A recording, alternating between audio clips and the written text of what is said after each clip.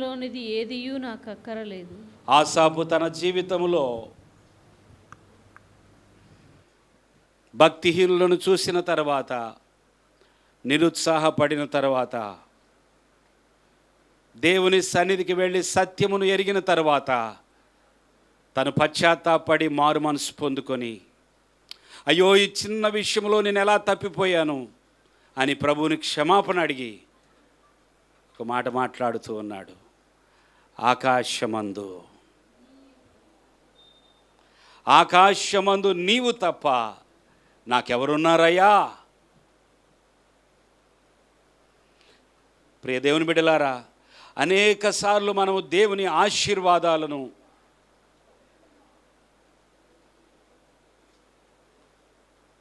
వాటి మీద మాత్రమే మనసును పెడతాం, కానీ ఆశీర్వదించే దేవుని మీద మన మనస్సు తక్కువగా ఉంటుంది. దేవుని ఆశీర్వాదాల కంటే దేవుడే ఎక్కువ. ఒకరన్నా ఆమేన్ చెప్పండి. దేవుని ఆశీర్వాదాల కంటే దేవుడే మనకి ఎక్కువ అవ్వాలి. ఆకాశమందు నీవు తప్ప నాకెవరున్నారయ్యా? ఇతని మనస్సు ఇప్పుడు దేవుని మీదకి వెళ్ళిపోయింది పూర్తిగా. ఏమంటున్నాడంటే, నీవు నాకుండగా లోకములోనిది ఏదియో, ఏమి లేకపోయినా పర్లేదయ్యా, ఈ లోకంలో ఈ భూమి మీద నాకు ఏమున్నా ఏమి లేకపోయినా పర్వాలేదు, నాకు నువ్వున్నావయ్యా. నీతో పొందు నాకు చాలిక, నీతో సహవాసం చాలు ప్రభువా, నీ సన్నిధి ఉంటే చాలయ్యా, నీకేం కోరుకోనయ్యా, నీవు నాకున్నావు, నీ సన్నిధి. మోషే అంటున్నాడు కదా, పాలు తేనెలు ప్రవహించు దేశము కావచ్చు, బంగారము ప్రవహించొచ్చేమో, కానీ ఆ దేశంలోనికి వెళ్ళడానికి నాకు మనసు లేదు. నువ్వు రాకపోతే, నీ సన్నిధి నాకు లేకపోతే, నాకు ఆ పాలు కూడా నాకు అవసరం లేదు. ప్రభువా, నువ్వు వెళ్ళమంటున్నావు, కానీ మాకు కావలసింది నీ సన్నిధయ్యా. పరలోకంలో దేవదూతలు ఉంటారు, పరలోకంలో కిరీటాలు ఉంటాయి, పరలోకంలో బంగారు వీధులు ఉంటాయి. అందుకని నీకు పరలోకము కావాలా? లేదా పరలోకంలో దేవుడు ఉంటాడు, అందుకని నీకు పరలోకం కావాలా? ఎందుకు పరలోకం వెళ్ళాలండి? పరలోకం బంగారు వీధుల్లో నడవాలండి. అసలు ఇప్పుడు వరకు బంగారం నా నెత్తి మీద ఉందయ్యా, రేపొద్దున బంగారము నా కాళ్ళ కింద ఉండబోతుందంట. ఆ పరలోకం వెళ్ళి ఆ బంగారు వీధుల్లో నడవాలి. బంగారమా? బంగారం కోసం పరలోకమా నీకు? నిజంగా పరలోకంలో బంగారు వీధులు ఉన్నాయి, బైబిల్ చెప్తుంది. దేవుని స్తోత్రం. రత్నాలు ఉన్నాయి, వజ్ర వైఢూర్యాలు ఉన్నాయి. దేవుని ముఖమే ఆ వెలుగే పరలోకమంతటికి వెలుగు. సూర్యుడు చంద్రుడు అవసరం లేదు. రోగం ఉండదు, దుఃఖం ఉండదు, వ్యాధన ఉండదు, అన్యాయం ఉండదు, అక్రమం ఉండదు, అవినీతి ఉండదు, దౌర్జన్యం ఉండదు. పరలోకం చాలా గొప్పది ప్రియులారా. అది పరిశుద్ధమైన దేశము. అది దేవుడు ఉంటాడు కాబట్టి నాకు పరలోకం కావాలి. దేవుని ముఖాముఖిగా చూస్తాను కాబట్టి నాకు పరలోకం కావాలి. ఆకాశమందు దేవుడు ఉన్నాడు, పరలోకమందు దేవుడు ఉన్నాడు. ఆయన సన్నిధిని ప్రత్యక్షంగా అనుభవించాలి. ఆ సన్నిధి నాకు కావాలి ప్రియులారా. ఆకాశమందు దేవుడున్నాడు, నువ్వు నాకు కావాలయ్యా, నువ్వు ఉండాలయ్యా. ఏది ఉంటే ఏముంది భూమి మీద? ఎంత ఆస్తి ఉంటే ఏంటి, ఎంత ధనం ఉంటే ఏంటి, ఎన్ని కోట్లు ఉంటే ఏమిటి, నా అధికారం ఎంత గొప్పదైతే ఏంటి, నా పేరు ప్రతిష్టలు ఎంత గొప్పవైతే ఏంటి, నువ్వు నాకు లేకపోతే ఇదంతా శూన్యమే. అది ఆసాపు నేర్చుకున్న పాఠం. అది ఆసాపు జీవితంలో దేవుడికి కనెక్ట్ అయిన విధానం. దేవుని బిడ్డలారా, మన విశ్వాసము మనల్ని ఆ స్థాయికి తీసుకొని వెళ్ళకపోతే మన భక్తి ఎలాంటి భక్తో ఆలోచించండి. మన భక్తి దేవునికి దగ్గర మనల్ని చేయనప్పుడు, మన భక్తి కేవలము ఆశీర్వాదాలు చుట్టూ తిరుగుతూ ఉంటే అది ఏం భక్తో ఆలోచించండి. యోబు తన జీవితంలో కుమారులను కోల్పోయాడు, కుమార్తెలను కోల్పోయాడు, ఆస్తిని కోల్పోయాడు, ఆరోగ్యాన్ని కోల్పోయాడు. కానీ యోబు మాత్రం ఒకే మాట అంటున్నాడు, నేను దిగంబరిగా ఈ లోకంలోనికి వచ్చాను, మరలా దిగంబరిగానే పోతాను, నాకేం అవసరం లేదు, ఉన్నాయి పోయినాయి, అయితే యెహోవా ఇచ్చెను, యెహోవా తీసుకొనెను, యెహోవా నామమునకు మహిమ కలుగును గాక. అది భక్తి, అది విశ్వాసము, అది దేవుని మీద ఉండాల్సిన నిరీక్షణ, నమ్మకము. దేవుని అంతగా స్వాస్థ్యముగా చేసుకునేవారు ఎవరైనా ఉన్నారా? నా శరీరము నా హృదయము క్షీణించిపోయిన 26వ వచనం, దేవుడు నిత్యము నా హృదయమునకు ఆశ్రయ దుర్గమును స్వాస్థ్యమునై ఉన్నాడు. దేవునికి స్తోత్రం. నా శరీరం క్షీణించిపోయినా పర్వాలా, నా హృదయము క్షీణించిపోయినా పర్వాలా, నాకు ఆశ్రయ దుర్గము, నాకు స్వాస్థ్యము ఆయనే. ఆయనే, ఆయనే నా స్వాస్థ్యం. ప్రియులారా, మనము కనానును కోరుకునే వారమైతే, పరమ కనానును కోరుకునే వారమైతే, మనము మొట్టమొదట అడగాల్సింది ఏంటో తెలుసా? నువ్వు ఉంటేనే నాకు అది కావాలయ్యా, నీ సన్నిధి కావాలయ్యా. దావీదు తన జీవితంలో దేవుని యొక్క సన్నిధిని కోరుకున్నాడు. ఆయన రాజయ్యాడు కదా, దేవుని సన్నిధి ఎందుకండి? ఈయనకి ఏం తక్కువ అని దేవుని సన్నిధి అడుగుతున్నాడు. ఈయన మహారాజు సింహాసనం మీద కూర్చున్నాడు, సేవకులు ఉన్నారు, సంపద ఉన్నది. ఆ, ఆయన ఎదుర్కొనే దమ్ము ఎవరికి లేదు. ఆయన ఎన్నో యుద్ధాలు చేసి జయించాడు. అటువంటి దావీదు ప్రభు సన్నిధిలో కూర్చొని, నేను నా కుటుంబము నీ సన్నిధిలో. ఎక్కడ ఉన్నారండి ఎవరైనా ఇలాగా ప్రార్థించేవాళ్ళు? నీ సన్నిధిలో నిత్యము నిలుచున్నట్లుగా నన్ను నా కుటుంబాన్ని ఆశీర్వదించయ్యా. నన్నెందుకు నువ్వు ఇంత ప్రేమించావో నాకు తెలియదయ్యా, నీ సన్నిధి నాకుంటే చాలు.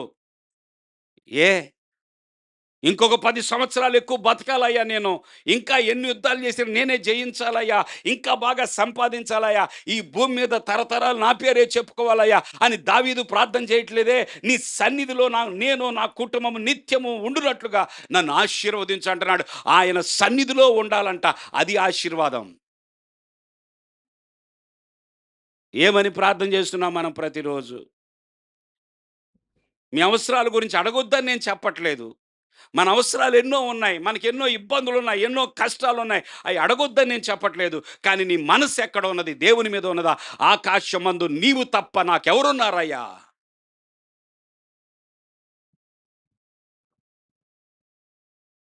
దేవుని బిడ్డలారా, నేర్చుకుందామా ఈ ఆత్మీయ పాఠాన్ని ఆసాపు జీవితం నుండి?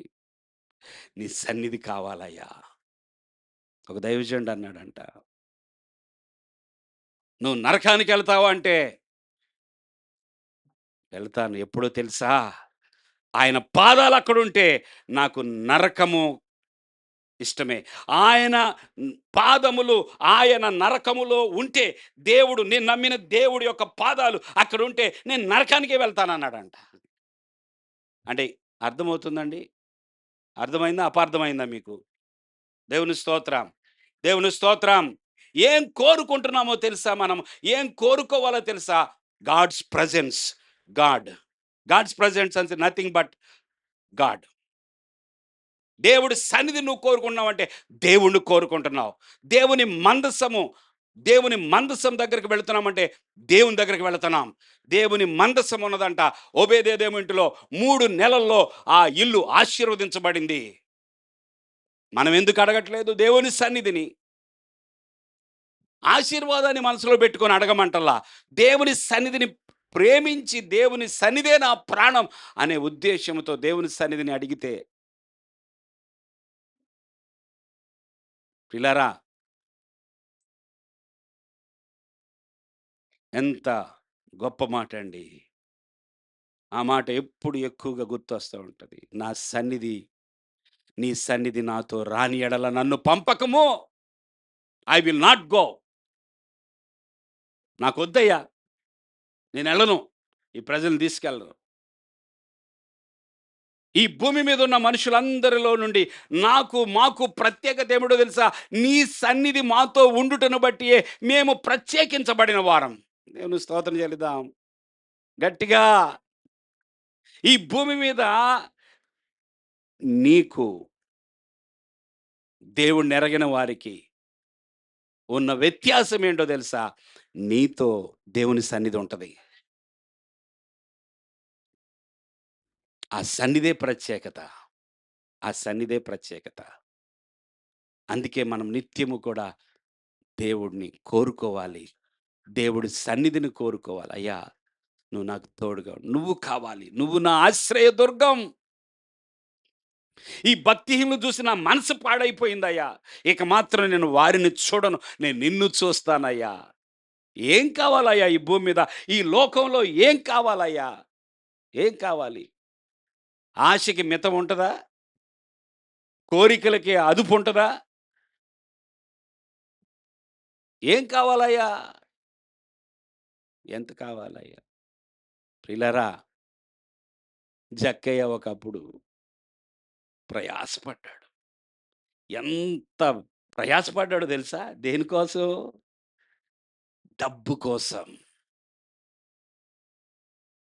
దొరికిన వాడినందరిని దొరికినట్లుగా మోసం చేశాడు. ఈ టాక్స్ కలెక్టర్, ఈ పన్ను వసూలు చేసే ఈ వ్యక్తి, ఈ జక్కయ్య అందరిని మోసగించి బాగా సంపాదించాడు. మోసం, మోసం, మోసం, మోసం.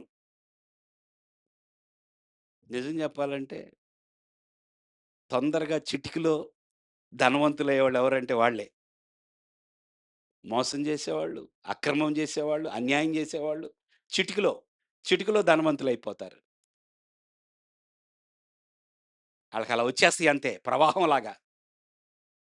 జక్కయ్య అలా సంపాదించాడు. అలా సంపాదించిన ఈ వ్యక్తి తన ప్రాణమంతా తన సంపాదన మీదే ఉంది గదా! ఒక రోజొచ్చింది. అతనికి ఒక ఆశ కలిగింది. దేవునికి స్తోత్రం చెల్లించాడు. ఇది డబ్బు మీద ఆశ కాదు. ఇది పదవి మీద ఆశ కాదు. ఇది ప్రమోషన్ మీద ఆశ కాదు. ఈ జక్కయ్యకి వచ్చిన ఆశ ఏంటో తెలుసా? యేసయ్యను చూడాలనే ఆశ. దేవుని స్తోత్రం. చూస్తే చాలులే అనుకున్నాడంతే. చూస్తే చాలులే అనుకో కానీ ఏం జరిగింది? నేను నీ ఇంటికొస్తాను పద అన్నాడు. హల్లెలూయా! హల్లెలూయా! నేను ఈరోజు నీ ఇంట నుండవలసింది అని చెప్పి ప్రభు అక్కడికి రాగానే ఆయన, ఆయన తన ఇంటిలో చేర్చుకోగానే ప్రభువుని చూసి ఈయన అంటున్నాడు గదా! నాకు ఏమి వద్దయ్యా! ఇదేంటి? ఏమైందండి? నా ఆస్తిలో సగభాగం బీదలకి ఇచ్చేస్తున్నానయ్యా. ఇంకొక సగభాగము నేనెవరెవరి దగ్గర అన్యాయం జేశానో వాళ్ళందరికీ నాలుగంతలు ఇచ్చేస్తానయ్యా. ఇప్పుడు జక్కయ్య పరిస్థితేంటంటే బిగ్ జీరో. చెప్పండి.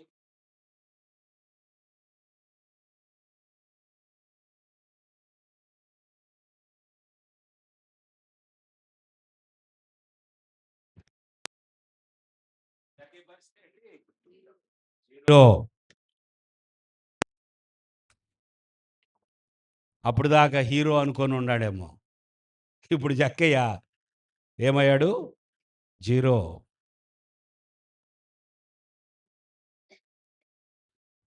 దేనికోసం ప్రాకులాడాడో, దేనికోసం ప్రయాసపడ్డాడో, ఇది శాశ్వతము కాదు. ఇది మొత్తము ఒకరోజు నేను వదిలిపెట్టి ఎళ్ళిపోవాల్సిన వాడిని. శాశ్వతమైన జీవితము, నిత్యమైన ఆనందము, నిరంతర జీవితము నాకు ఉండేది పరలోకంలోనే. ఆ పరలోకానికి చేర్చే ఆ ప్రభువే నా ఇంటికొచ్చాడు. ఆయన నాకు దొరికాడు. నాకు ఆయన రక్షణ దొరికింది. వద్దిక. ఆకాశమందు నీవు తప్ప నాకెవరున్నారయ్యా ఈ లోకంలో నీవు కాక వేరే ఆశే లేదయ్యా ఆకాశమందు నీవు తప్ప నాకెవరున్నారయ్యా ఈ లోకంలో నాక వేరే ఆశే లేదయ్యా. ఆశ మారిపోయింది ప్రియులారా ఆశ మారిపోయింది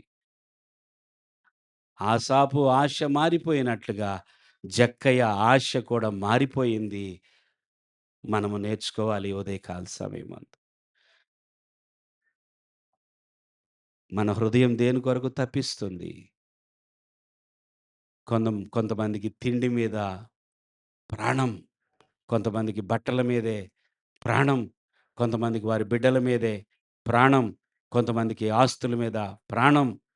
ఆశ, ఆశ. ఇలాగ ఎన్నో, ఎన్నో ఆశలున్నాయి. దేవుని మీద ఆశ ఉన్నదా? నిన్ను పుట్టించిందాయన, ప్రాణమిచ్చిందాయన, ఈ భూమి మీదకి పంపించిందాయన, నీకొక కుటుంబాన్నిచ్చిందాయన, నీకొక ఉద్యోగం, వ్యాపారం ఇచ్చిందాయనే, నీకు ఆయుష్‌నిచ్చేదాయనే. ఒకరోజు మరలా తిరిగెళ్ళిపోతావు.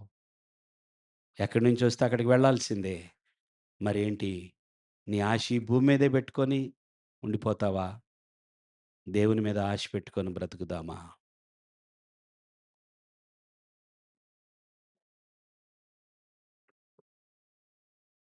నాకైతే దేవుని పొందు ధన్యకరము. నీ సరే కార్యములు నేను తెలియచేయనట్లు నేను ప్రభువైన యెహోవా శరణుజొచ్చియున్నాను. దేవుని కంటే దేవుని ఆశీర్వాదాలను ప్రేమించవద్దు ప్రియులారా. దేవుని కంటే ఈ భూమి మీద ఎవరికీ దేనికి అధిక ప్రాధాన్యత వద్దు. మొదటి స్థానములో దేవుణ్ణి ఏర్పాటు చేసుకుందాం. చేసుకుందామా? మొదటి ప్లేస్ దేవునికిద్దాం. మన ప్రాణం కొట్టుకులాడాల్సింది దేవుని కొరకు. ఆ తర్వాత ఏదైనా సరే మన బాధ్యతలుంటాయి. మనం నిజంగా మన కుటుంబాన్ని ప్రేమించాలి, బాధ్యత వహించాలి అన్నీ. కానీ మన ప్రాణము ఆయనతో పెనవేసుకోవాలి. ఆయనకి గొప్ప సేవ చేస్తానని జెప్పి, ఆయన్ని ప్రేమించిన వాడు, వారి సేవ ఎప్పటికీ కూడా కన్సిడర్ చేయబడదు. నేనెంతో గొప్ప సేవ జేస్తున్నాను. అందుకే దేవునితో మాట్లాడే టైం లేదు. నేనెంతో గొప్ప ప్రసంగాలు జేస్తున్నాను. నేనెన్నో పెద్ద పెద్ద సంఘాలు గట్టేస్తున్నాను. నాకైతే దేవునితో కూర్చోవడానికి సమయం లేదంటే, వాళ్ళు గూడా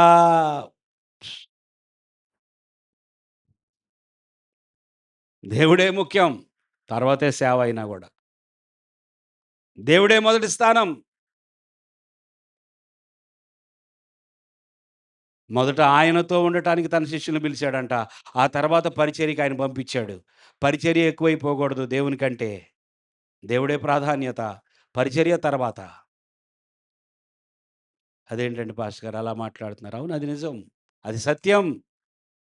ఓ రోజు యేసు ప్రభు వస్తున్నానన్నాడు. ఇక మరియ లెక్క లేనన్ని పనులు పెట్టేసుకుంది. ఏం చేసిందండి? అబ్బా! ఆ! దేవుని స్తోత్రం. లెక్కలేనన్ని పనులు పెట్టేసుకుంది మార్త. విపరీతమైన సేవ చేసేద్దాం అనుకుంది. ప్రభు వచ్చేస్తున్నాడు, ఇక ఆయనకి అది పెట్టి, ఇది పెట్టి, ఇది చేసి, అది చేసి, అది చేసి మెప్పు పొందుకుందాం అనుకుంది. మెప్పు కాదు గదా! తిట్టించుకుంది ఆఖరికి. కంప్లెయింట్ చేస్తుంది. ఒకసారి నా చెల్లికి చెప్పయ్యా, మరియకి చెప్పు. దానికి జ్ఞానం లేదా? బుద్ధి లేదా? ఏం చేస్తుంది? నేను ఇంత పని చేస్తున్నాను. ఇన్ని పనులున్నాయి నా ఎదుట. ఏం చేస్తుంది? తను కూర్చొని అంటే, మార్తా, మార్తా, నీవు అనేకమైన పనులతో విచారము కలిగి ఉన్నావు. మరియ ఉత్తమమైన దాన్ని ఏర్పరుచుకుంది. మరి ఏం చేసింది? ఆయన దగ్గరుంటే ఉత్తమం. ఆయన బోధ వింటే ఉత్తమం. ఆయన సన్నిధిలో గడిపితే ఉత్తమం. అది వదిలేసి పరిగెత్తి, పరిగెత్తి, పరిగెత్తి ఎంత దూరం పరిగెత్తి, ఎంతవరకు, ఎంతవరకు దేవునితో ఉందాం. దేవుని ప్రేమిద్దాం. దేవునితో గడుపుదాం. మందిరమైతే సహవాసం వారానికి ఒకటో, 2 సార్లు అంతే. మిగతాదంతా అది మీ చేతిలో ఉంది. దేవుని పొందు కోరుకుందాం. ఆయన రాకడకు సిద్ధపడదాం. ఆయన్ని ప్రేమించే వారికి ఆయన బూర వినబడబోతుంది. ఆయన్ని హత్తుకొని ఉండేవారు ఎగిరి వెళ్ళిపోతారు. రెక్కలొచ్చేస్తాయి. ఆయనతో నడుస్తున్న వారు ఆయన సన్నిధికి వెళ్ళిపోతారు. ప్రియులారా, ప్రభు రాకడ దినాల్లో మనమున్నాం. ఆయన రాకడ సమీపంగా ఉన్నది. ఈరోజా, రేపా, ఎల్లుండా తెలీదు. ఈ సంవత్సరమా, వచ్చే సంవత్సరమా, ఆ పై సంవత్సరమా తెలీదు. ఏ క్షణమునైనా సరే ప్రధాన దూత బోర ఊదబోతుండగా. హల్లెలూయా! రక్షింపబడిన మనము ఇంకా మనం దేనిలోనో చిక్కుకుపోయి, ఇరుక్కుపోయి, ఏ వలలోనో పడిపోయి, కాలు జారిపోయి ఉన్నామేమో. సిద్ధపడదాం. సిద్ధపరుద్దాం. హల్లెలూయా! అందరం లేచి నిలబడదాం.